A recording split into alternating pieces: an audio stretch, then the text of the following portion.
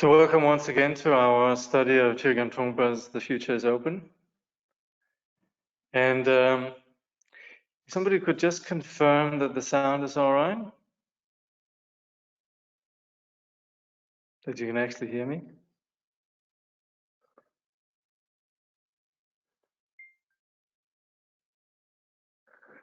Good. I'm glad to hear that.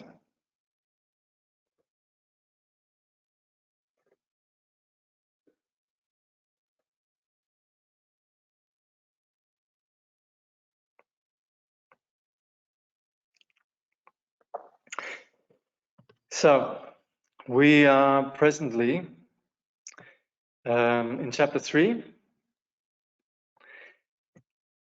volitional action. So that's pretty much what we mean with karma. We're going to look at the foundations of karma, and then also we're going to look at what drives karma in terms of where in chapter 4 we discuss past, present, and future. So karma takes place in the realm of ignorance. It is a construct as anything, a dependent arising. So this means that we might think of karma as some sort of mystical force, which it's not. Well, it is a force, it functions, but it's something that is it's something that emerges on the basis of various conditions, just like when Trungpa Rinpoche gives the example of fire. We need the fuel, we need the oxygen, we need various conditions for a fire to take place. And similarly also with karma. We need to understand that karma is not an ultimate. It's something that is a product of ignorance.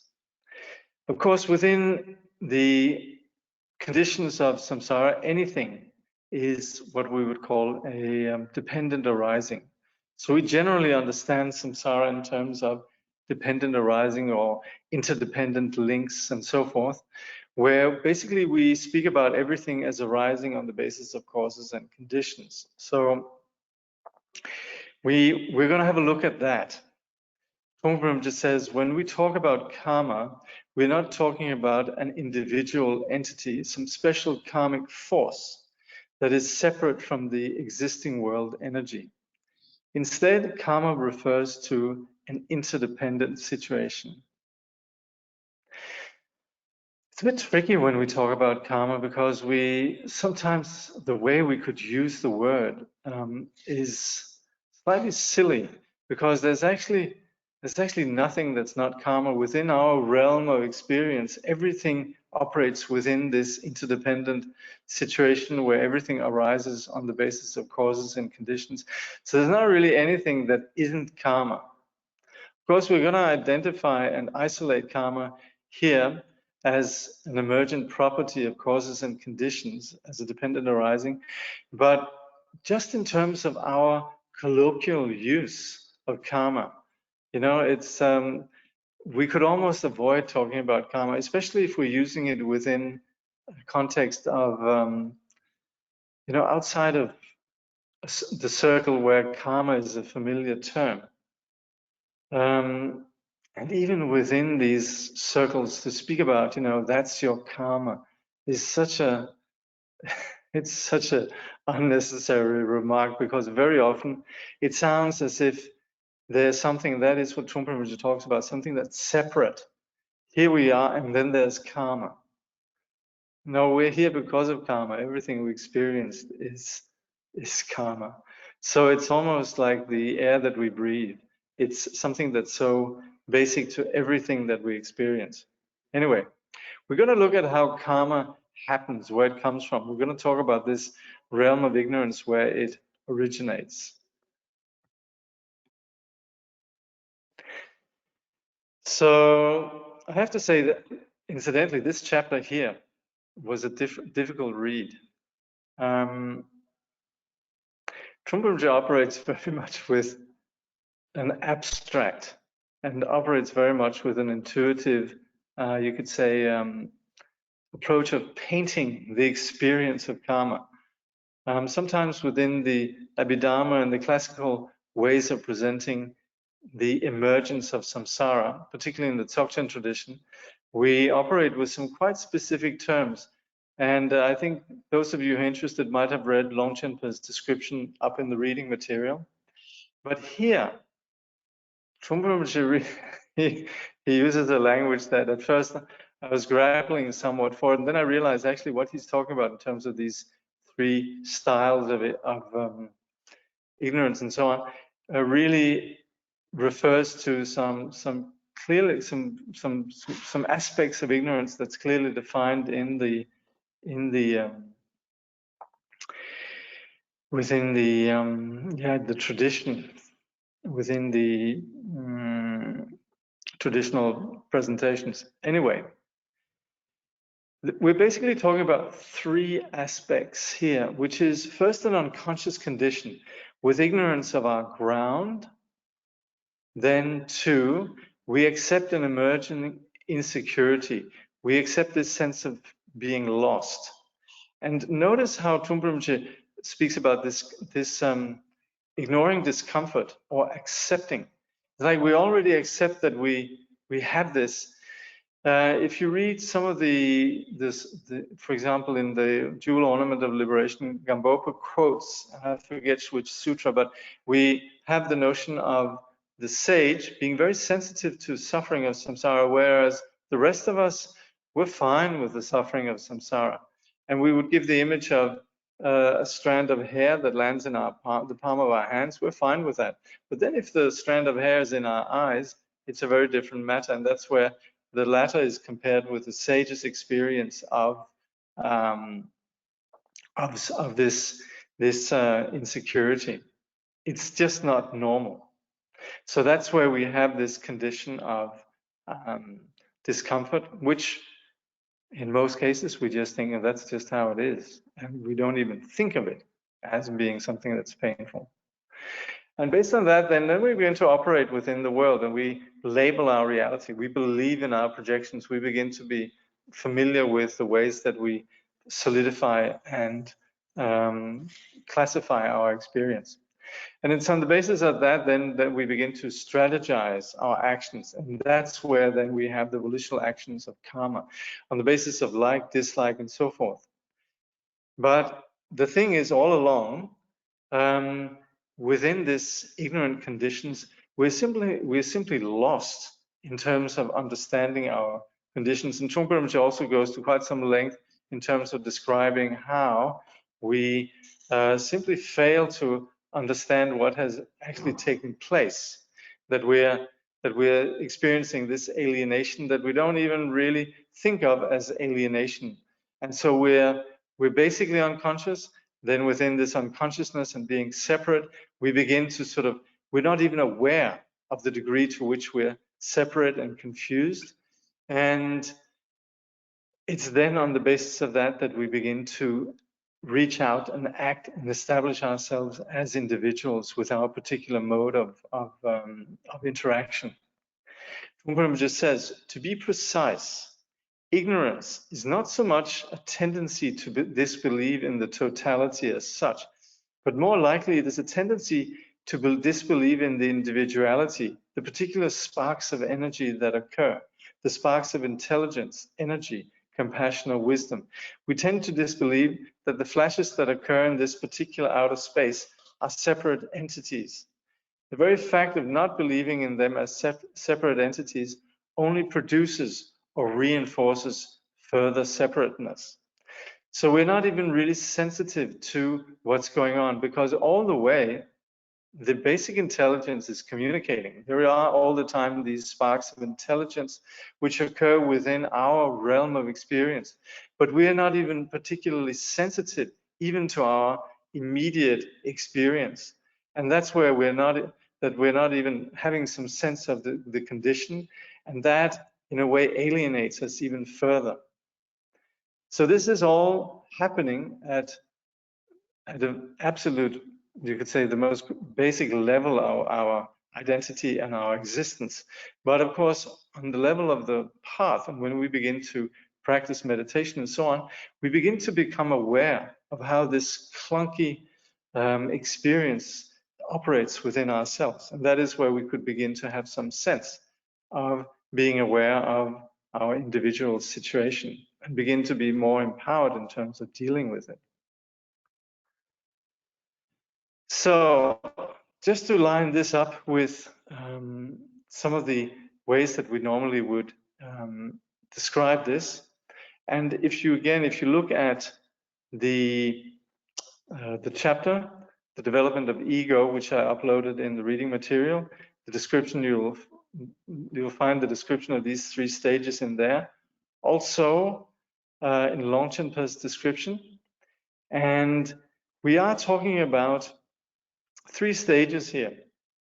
There's something we normally would call the single original cause ignorance. So in Tibetan, Dani Chikpe Maripa. So that is the original condition of just being alienated, unconscious, removed from our original ground. Now within that then there is this beginning experience of just being unconscious.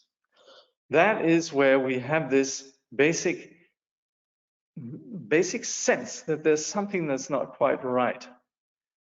It's on a very, you could say, primeval level, but it is that thing that is the original discomfort that we might choose to just say, oh, that's just me. The editor puts in some quotes. She quotes Bob Dylan's Ballad of a Thin Man, and she also quotes Stephen Stills, For What It's Worth. So these are classics within that particular generation.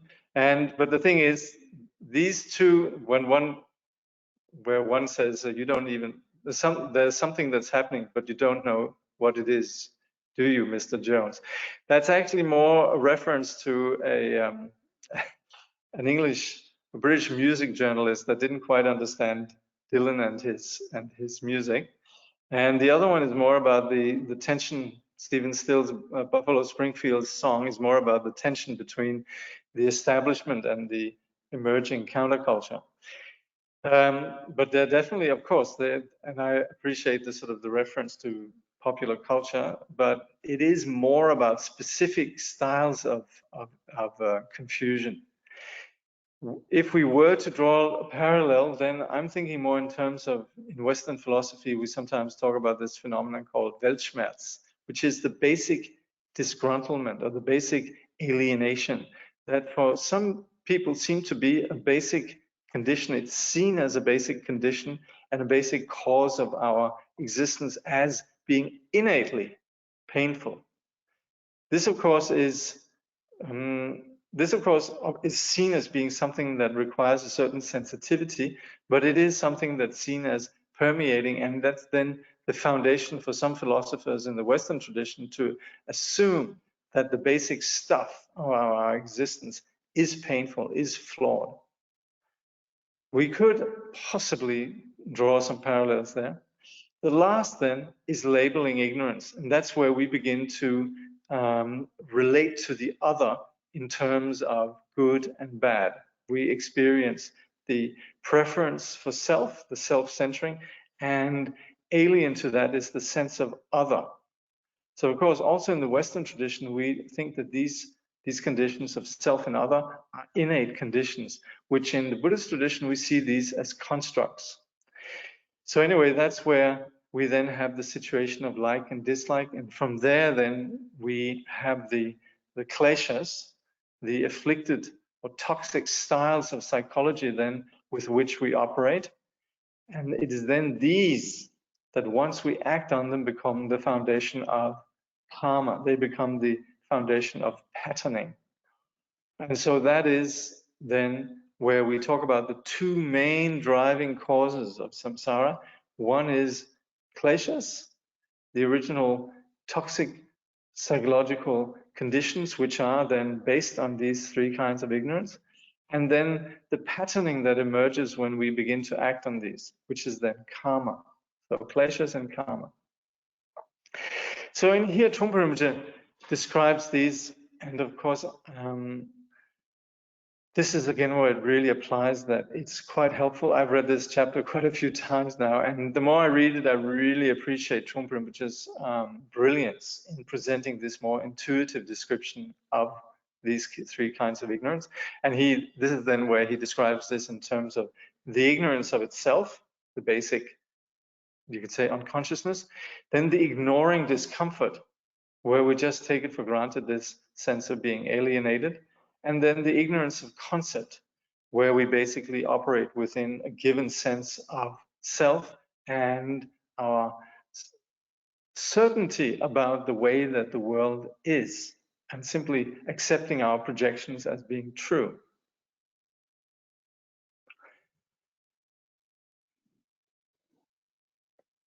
So anyway, please look in the development of ego chapter, which is really brilliant. And there you have some very good descriptions, again, with Trungpa Rinpoche's sort of unique knack for the intuitive.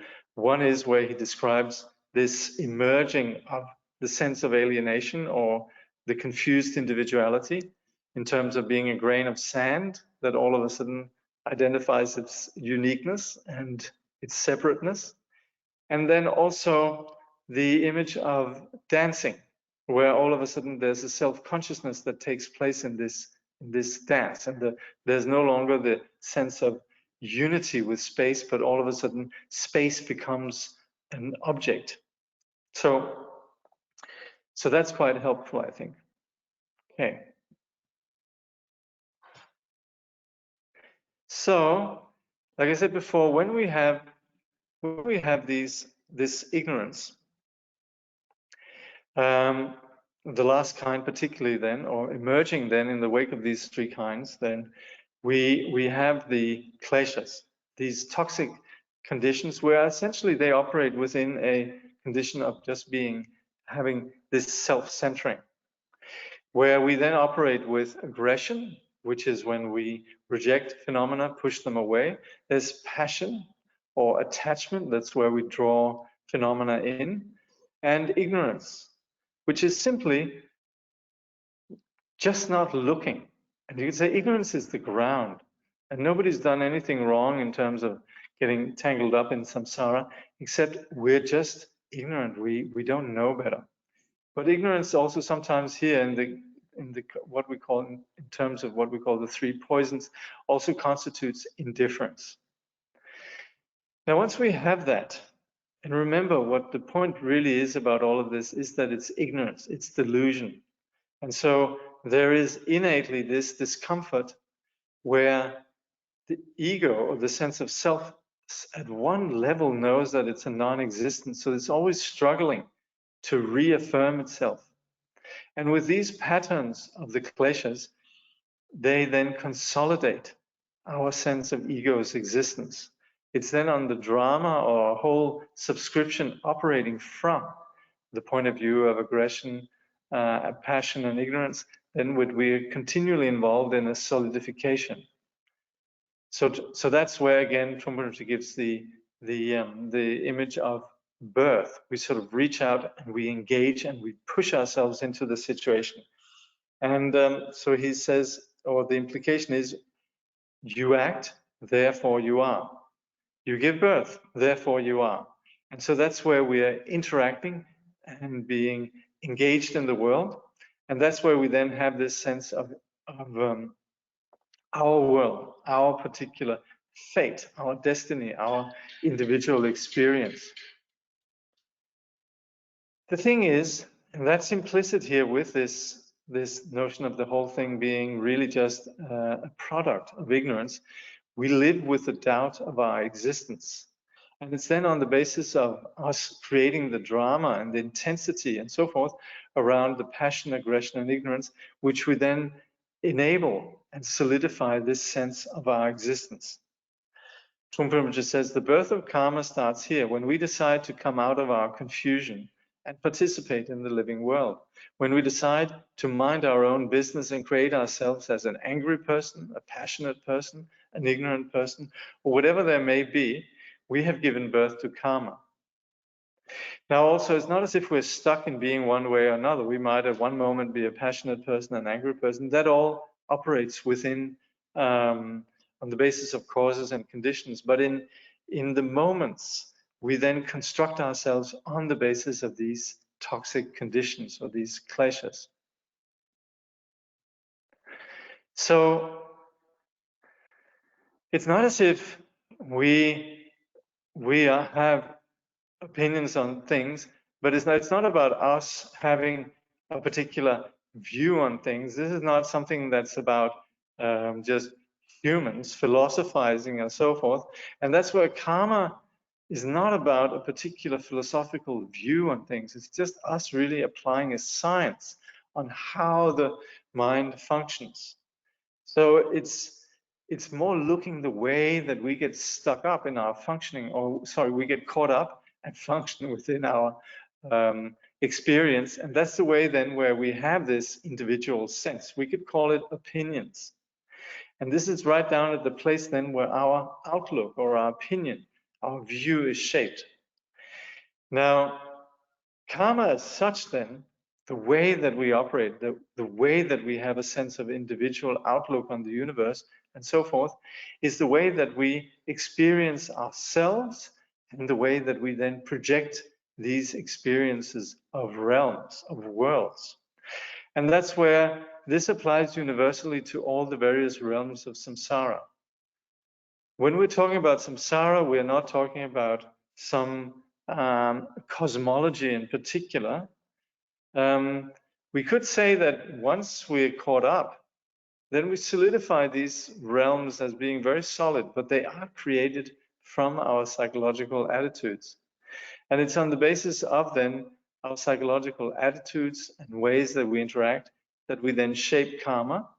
And on the basis of that, we then have the experience of the gods that live in bliss, asuras that have it just fine, except they're just so caught up in competition and being jealous. The humans that operate with a dimension of passion and also who are exposed to all the various kinds of kleshas.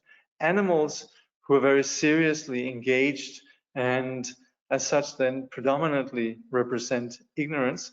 Pretas that are caught up in an experience of poverty and hunger, neediness, and hells where there's continual conflict between the self and the other, and to such an extent that there's this experience of a completely antagonistic and an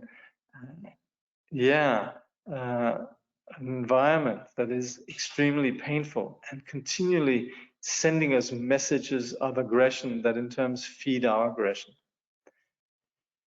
So in that way, when we talk about the world around us existing, yes, we can say the world around us is alive. And Trungpa Rinpoche refers to this 1970s work on the secret life of plants and so forth. We could think that the world and the objects in our realm are living, but it's very much about our particular construction of these phenomena. So we would refer to some extent the phenomena as inanimate. At the same time, also the way that they're experienced, that is of course our construction. So we can't entirely you could say disqualify. No, we can't entirely what's the word?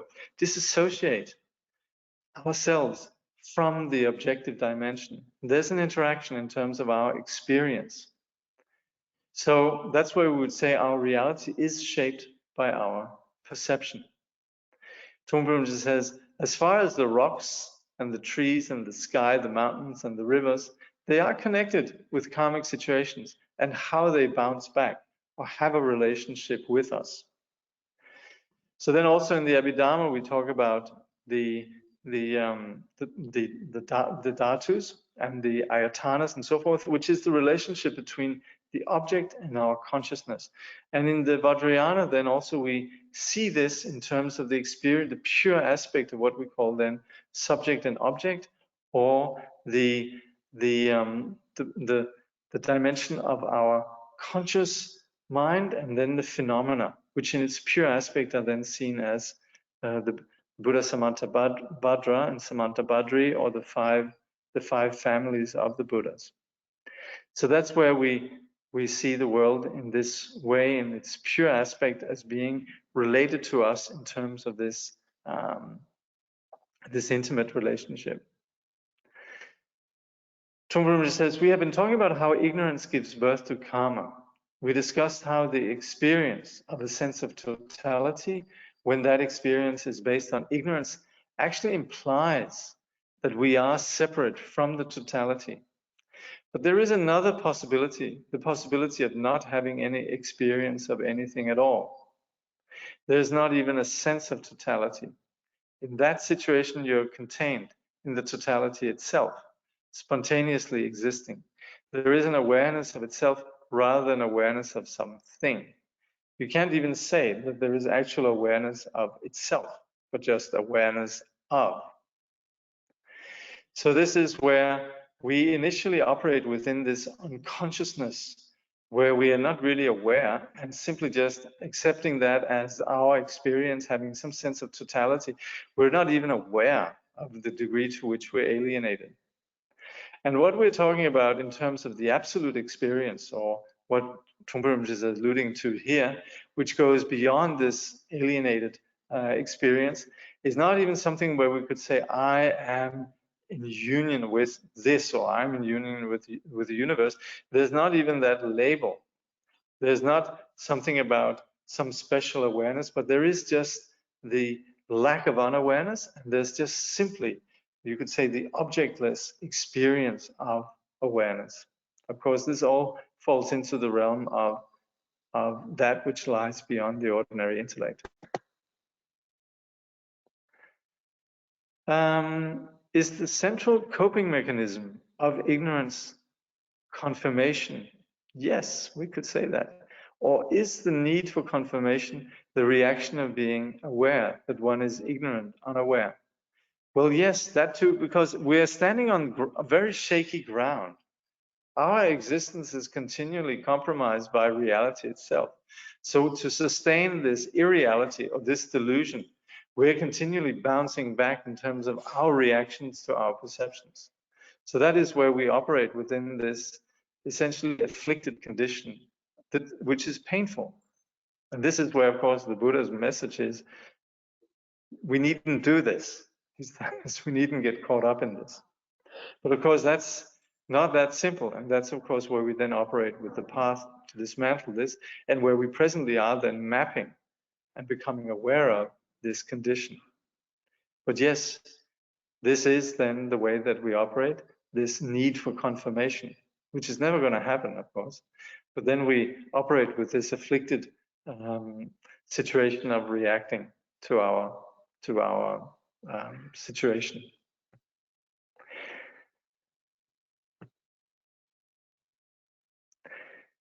Now, some might say, well, we're gonna stop karma now. We're gonna no longer create negative karma. I remember in the 70s in India meeting hippies that would say something to that effect, and we might think this is done by just engaging in the virtue and so forth, the path, but that's not either. It's not really that easy. And ultimately, as much as we might engage in the path, what we're talking about here then is something that the path, of course, aims to, but in and of itself, it doesn't operate with actions. It's about getting right down to the bias or the basis of our confusion. And that's where we talk about ending this ignorance that we've been describing here. To end that is not that easy. Just to say, oh yeah, I'm gonna stop karma. Trungpa Rinpoche says that's asking quite a lot. So of course, as such, we can appreciate the sophisticated nature of the path and its immense skill in enabling us to basically retrace back to the space which is prior to bewilderment, primordial ground. And that is then what we refer to as Buddhahood. So we sometimes refer to Buddhahood as the reawakening, awakening to what always was there but was ignored. Trungpa Rinpoche says, ultimately, this world is not regarded as a debt, meaning it's not something that we're stuck with in terms of solid commitment. It becomes a heavy debt when your ignorance is involved. But it's quite possible to have a free world, a world without debt.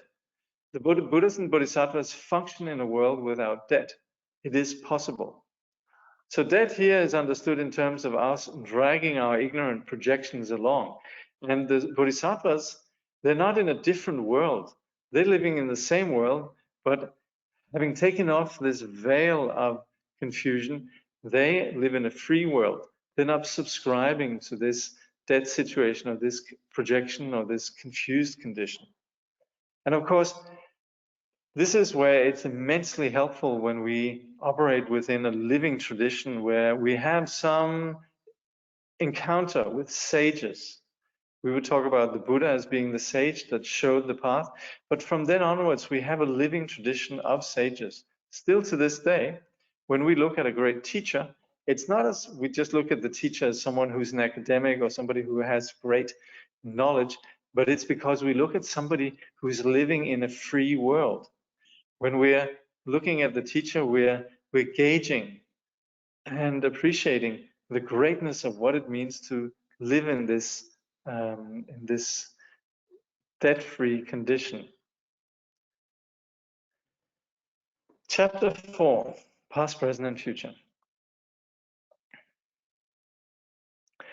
On the ground of our ignorant delusion, neurotic actions take place. So this is, I think, what we've been discussing so far. These delusional actions work to solidify our sense of existence. And this is also what we were talking about just now in terms of confirmation. We sustain them within the reference points of past, present, and future, because these seem very real to us, don't they? It's funny that they do, because none of them are actually something that we can ultimately grasp or objectify and hold on to. But it's certainly true. We think of ourselves in terms of our case history, our colorful personality, who we are, the whole story. And this then has led us into the present, where here we are, right? And supposedly we're going somewhere. So all of these seem immensely real. And on the basis of these reference points, then we're attending to the corpse of the present as a record. Well, the corpse of the present is a rather provocative image, because actually what we have in the present doesn't have anything that's real about it. But we're sort of like we're sort of, what is we say, whipping a dead horse. Anyway, there's some keeping life in something that actually doesn't have any reality. All we're doing really is upholding a legacy or some files or some case history. We're sort of we're perpetuating this mythology of ourselves. What this in effect does, this is also we can remain insane and hold on to our creations. We are insane. We're innocent, so we're not insane in a bad sense. We're not being punished. And enlightenment is not a reward for having been a bit good girl or boy, but we are delusional. And so the Buddha's perception of us is, of course, one of tremendous tenderness and also understanding that we're caught up in our delusion, seeing that we essentially are insane, but we're so addicted to this insanity. And we maintain it again, coming back to this notion of confirmation and interaction with our creations, that we're sustaining insanity on the basis of these delusional projections. So this insanity plays out in familiar patterns of passion, aggression, and ignorance. So this is not all that mystical. What we're looking at, of course, and what we're presenting with this analysis is something that goes beyond our ordinary way of thinking of things. in terms of, for example, analyzing past, present, and future, analyzing the absence of inherent existence, and the general sort of discussion around here might seem a little bit abstract, but there's something that's very familiar to us, where we have to be humbly honest and acknowledge that we are operating within these toxic conditions of attachment, aversion, and ignorance, passion, aggression, and ignorance. Trungpa Rinpoche says, we mean insanity here in terms of aggression, passion, and ignorance. All those are very satisfying. So in the present situation, we're constantly applying those three approaches to try to preserve ourselves. The implication is that our existence is a hoax. But because we desperately want to maintain this hoax, we have these three pleasures or poisons, afflictions, toxins. Now, looking then at the structure or the framework that we're operating within, there is this, again, coming back to the corpse of the present moment, it operates in terms of memory. You know, this happened to me in the past, hence I am what I am right now. Remember this thing that we've started off saying, that what we think of as karmic phenomena are really just moments. Just like when you have a string of, you know, you have a mala. Here we have a string of beads, right? Yeah, this is a mala. We label it a mala, and we talk about some continuity, right? But in fact, look, we have individual moments. We have individual beads, and that constitutes what looks like a continuity, but in fact is not a continuity. But on the basis of this memory, we uphold this mythology. So Trungpa Rinpoche says about memory, he says, the record that we've developed is what is called memory. We use these memories to solidify our existence. Whenever we experience the loss of feeling or the loss of inspiration, we refer back to the habitual pattern of our memories, which brings us some out-of-date information. We try to adapt that out-of-date information to the up-to-date situation, and that manipulation helps to produce anxiety in the present state. The whole process is what is called karmic creation, karmic perception, lena. And that is what is the condition of a sentient being. Operating within this realm of samsara is essentially operating within this manipulation that's based on our fascination with our case history, and upholding that and bringing that into the present situation. Of course, it's painful. It's continually incorporating something that we're dragging along. But this is what we then identify with, and it is what we then operates in terms of solidifying our sense of existence. But that is karmic creation. Of course, what's implicit in the whole path is that we could discontinue this. What we call view, meditation, and action is being informed the way we are now, looking at our conditions, identifying how does this work for me? And that, of course, requires introspection. It requires that we're familiar with what we are. We can't look up to the guru and say, how am I? We're going to have to look at ourselves. We're going to take what the guru says and really actually sit down and apply ourselves. We can't sort of go to our friends and say, how am I? It's continually about applying this insight from what we study to what is our actual living experience. But it's then that we then begin to see the hollowness of this and the futility of sustaining that, which we then train in discontinuing. We train to look beyond that. And one very helpful modality, which we'll see, is the practice of meditation. It's the practice of training ourselves in no longer being hung up on this memory phenomenon. And then we further integrate this in our everyday life through the practice of non-aggression, ethics, discipline, and so forth. But we identify this, the role of memory, essentially as this upholding this mythology. And that's what we're trying to go beyond. In terms of this mythology, of course, it operates with the reference points, past, present, and future. As far as the future goes, then, so he says, Trungpa Rinpoche says, however, this process does not apply to the future situation at all. The future is a completely virgin situation. It is unoccupied territory. We can't manipulate the future because nothing has happened in the future so far. So the future is a completely open situation. So as far as the overcrowded situation of karmic creation, it is completely developed and manufactured in the present situation. So last time we looked at this proverb, Tibetan proverb that says, if you want to know what you did in the past, look at where you are now. If you want to know where you will be in the future, look at what you're doing right now. So the future, in a way, is created on the basis of what we're doing right now, but the future actually is open.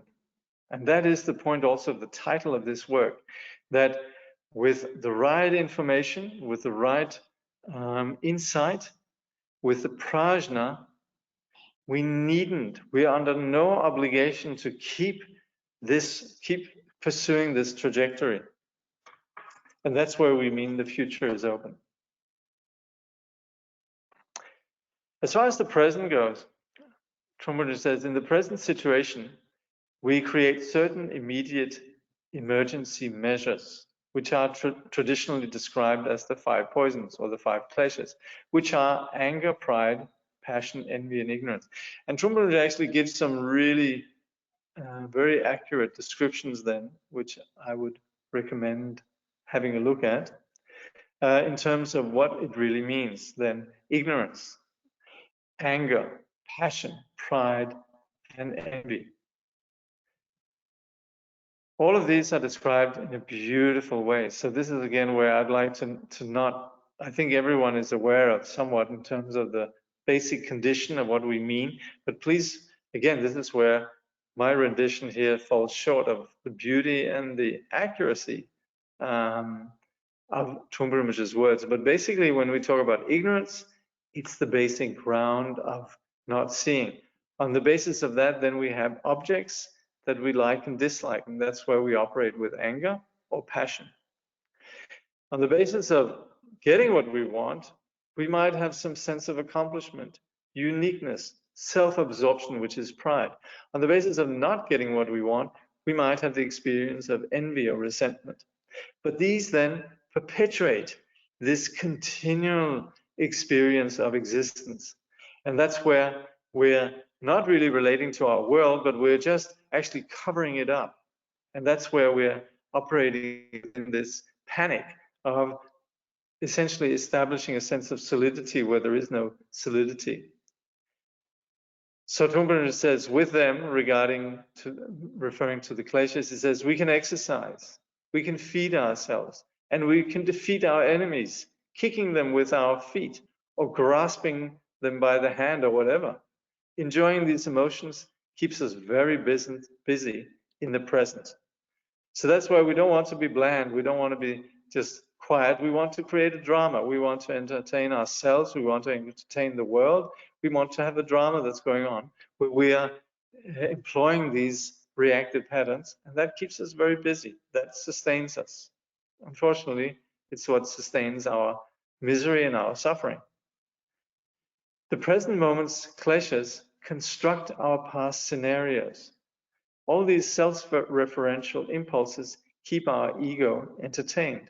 It's about upholding the delusion of self, the momentum of ego. So what we think of as the past is something that's constructed in the present. I have my particular memories of the past, but that's being constructed right now. I can think of somebody in the past, and if I'm in a particularly benevolent or kind mood, then whatever happened in the past is sort of just manageable.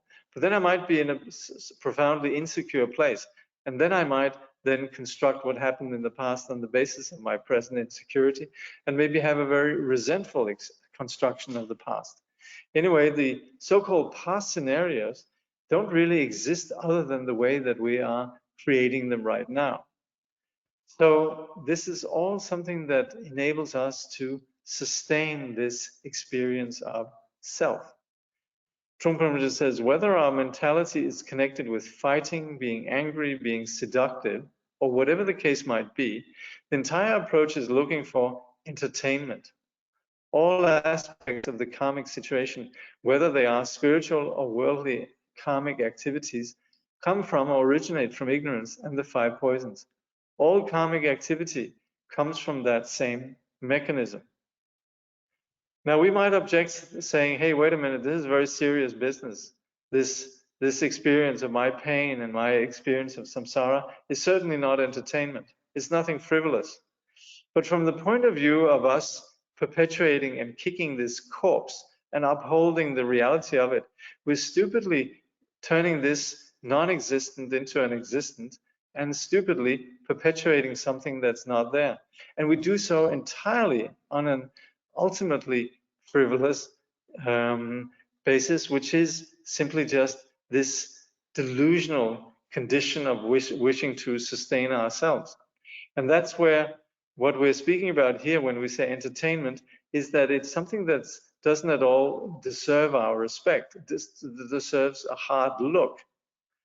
And it's on the basis of this hard look that we begin then to have this aerial perspective where we don't take it so seriously anymore. And that's where we depart from the ego's very serious, self-absorbed fascination with itself into a wider perspective that begins to see the rather sad experience of this delusion and seeing how unnecessary it is. So from that point of view, we can refer to this delusional practice as entertainment. Karma, these actions then, karma is an efficient force driving samsara, and it is sustained by refusal to look at reality. We might be sucked into a situation and then refuse to let go.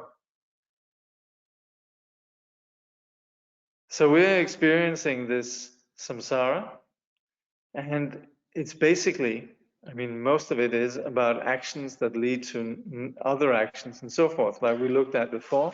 It's like these beads that are sitting next to each other. What really keeps us going is that we ignore.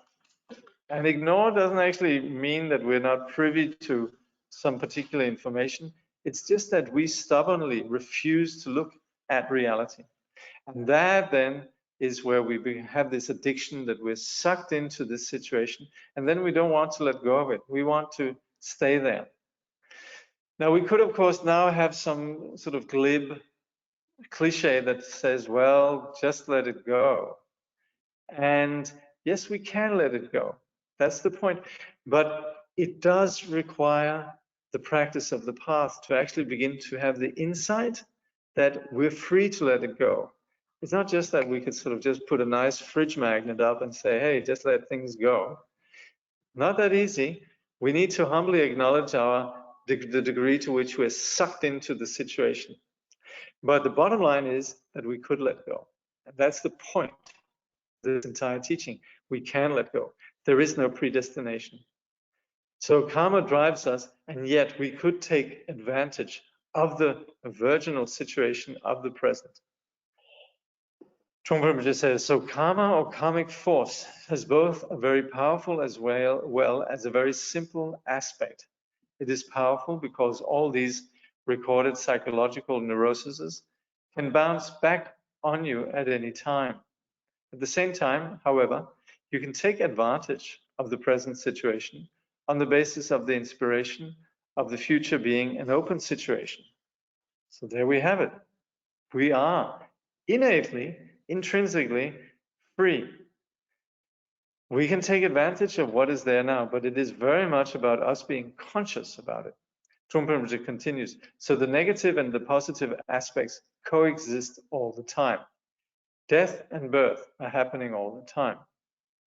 There is the ceasing of one moment and then the re-emerging in a new one the next. There is no solidity or continuity in karma. We describe it, yes, in terms of the reality of us carrying our baggage from one moment into the next, carrying our karma from one lifetime into the next, being concerned where we're going to be in the future on the basis of our present actions.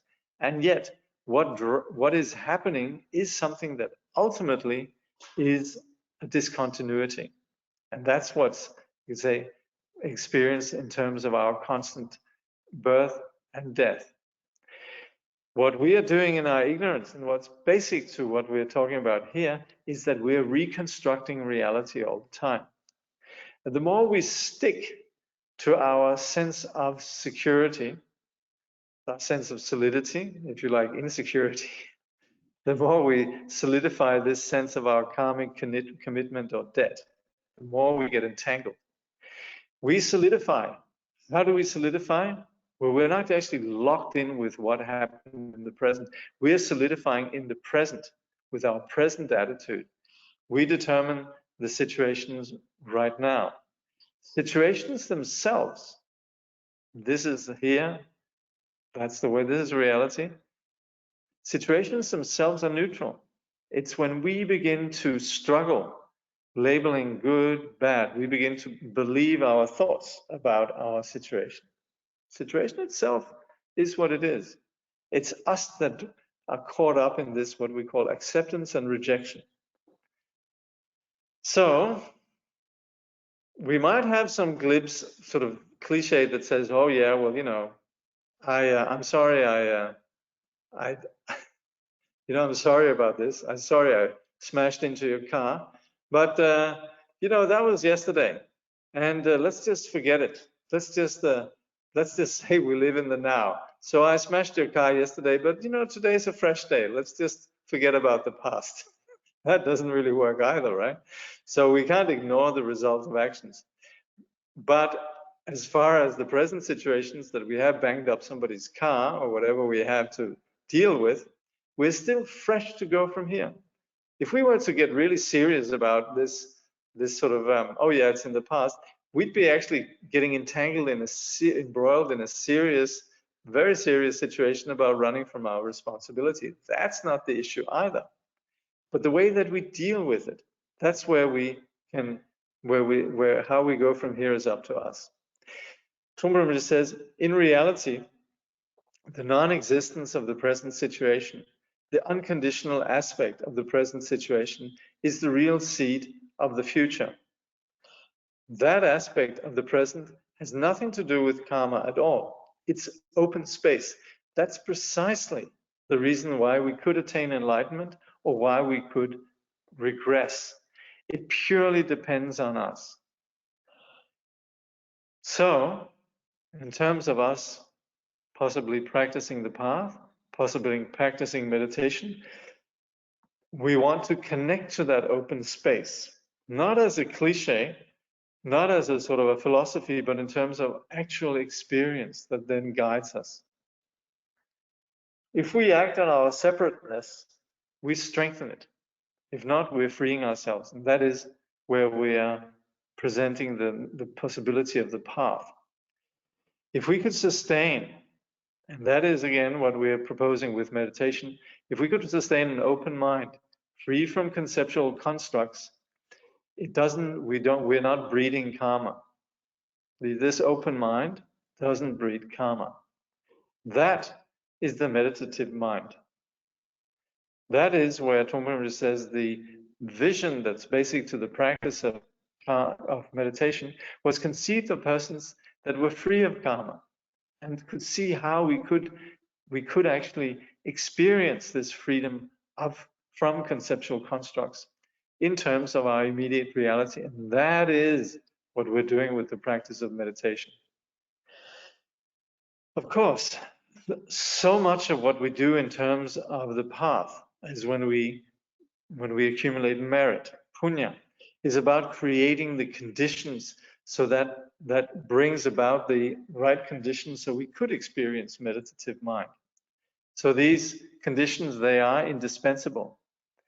But here we want to, in terms of understanding where we're at in terms of the understanding of our innate empowerment and our innate potential is that we understand that we, with the practice of the path, with the practice of meditation, could go beyond our karmic situation altogether. Trungpa Rinpoche says, following that path, there is some kind of automatic fulfillment. It is self-existing situation. That is why Dharma is passionless. Passion in the sense, in this case, being aggression or speed. Dharma has no speed. Dharma is self-existence. We should get into the Dharma because it is unconditional. It has nothing to do with ego's territory. It is the voice of no man's land. So Dharma is what connects us with reality. And it doesn't matter really, even if we are talking about the relative practice of the path, all the various actions and so forth, they're ultimately informed by this insight into the passionless nature of reality. So everything that we have in the Dharma has this sole objective in terms of acquiring an insight into the actual self-existing nature of reality. And that's not owned by us. It's not something that's constructed in terms of what we would like. It's not based on wishful thinking. We sometimes describe the nature of reality in terms of what we call the three doors of liberation. We say phenomena are empty, they're free of characteristics, and they're not constructed through wishful thinking. We say they're wishless. So that's where the Dharma is coming from. It's dispassionate in the sense that it's not constructed upon the premises or expectations of ego. What we do now gets us into our future situations. But at that point, we can choose to walk out. We might be born ignorant, but we can choose to attain enlightenment. It depends how much we get caught by the past. So we might perpetuate, or we might follow particular styles of actions that might get us born in terrible places. We might get born into, like Trungpa describes, into a desolate region with no that can't sustain us in any way. It's a desperate situation. And we sometimes, unfortunately, sort of subscribe to some sort of like patriotism or loyalty towards our given situation. We say, I should stay here. But that's not true. We can actually choose to walk out. We might be in a miserable place and we can choose to leave. Similarly, also, we might be born as an ignorant sentient beings, but we can choose to leave. We can attain enlightenment. It all depends on how much we are taking our past serious and how much we're caught by it. Again, this is where the practice of meditation is very helpful. The practice of the path is very helpful in terms of discovering our wiggle room, in terms of discovering that we could actually, cut the ties, cut the umbilical cord.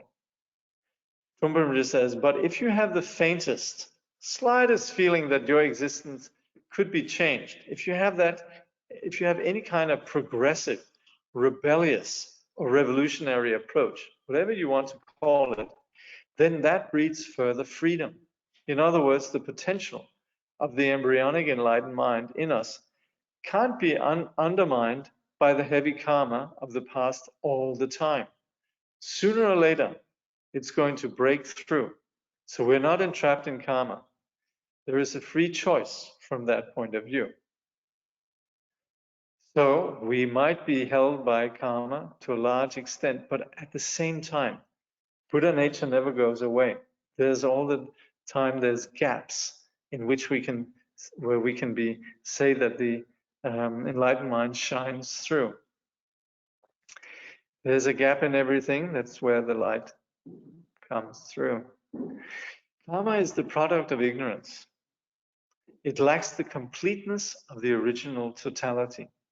Yet beyond this fragmented reality, the original condition remains. Our ground is uncorrupted. We would think that we'd be somehow sensitive to the incompleteness that we experience once we're operating within this ignorant condition that is the foundation for karma. Yet we very often don't know that. And that's again where we're ignoring this discomfort. But we might get onto it. And that's, of course, what we're speaking about here. Trungpa Rinpoche says, it's as though you are within a big wall of blanket. There's outside irritation. You're being pricked from outside the blanket, as well as there is your internal irritation that you want to get out of this blanket. So you use your teeth and nails to tear open the blanket. So inspiration comes from both outside and inside. There's something discomfort from just our circumstances, and there's also our own discomfort with who we are in relation. So inspiration comes from both outside and inside. The dissatisfaction of life, as well as your inspiration to work with dissatisfaction on the inside. Work together.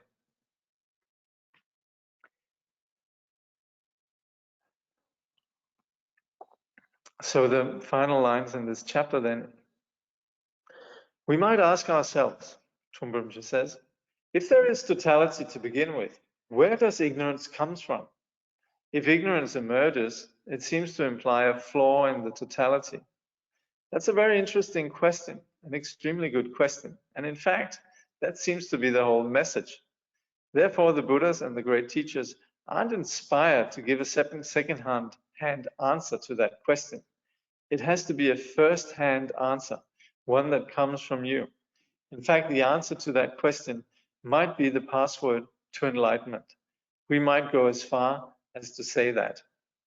So here, it's not about the good question, it's not about the good answer, but about the good question. And that's where the Buddha would want us to have our first-hand experience to exactly that question. How did we get here? And so the implication again comes down to what famously the Buddha said in the Mahaparinirvana Sutra: liberation does not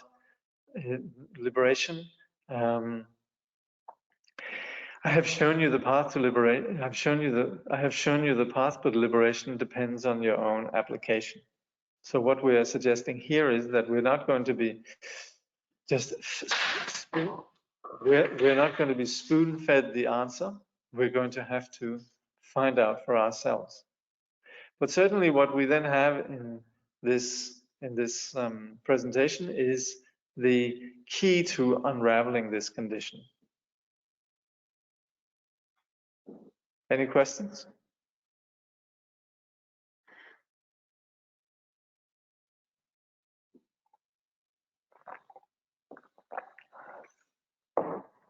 Any questions from the live studio audience? Okay. All right. Well, I guess that's it then. Again, like I was saying earlier, please, and I always say, please, this presentation does not substitute reading the book. I'm just taking the horse to the water.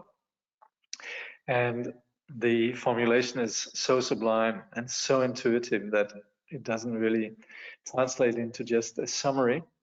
But I hope that this serves to bring about an appreciation of the tremendous wisdom of Trungpa Rinpoche and his ability to communicate these really important points of the Buddha's teaching.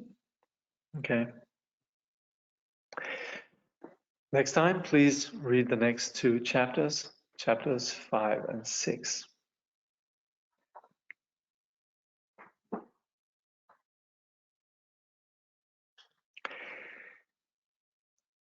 This is Kyabje Dilwu Khyentse Rinpoche together with Chögyam Trungpa. By this positive action, may all beings perfect the accumulation of merit and wisdom and attain the two supreme kayas which arise from merit and wisdom. Thank you.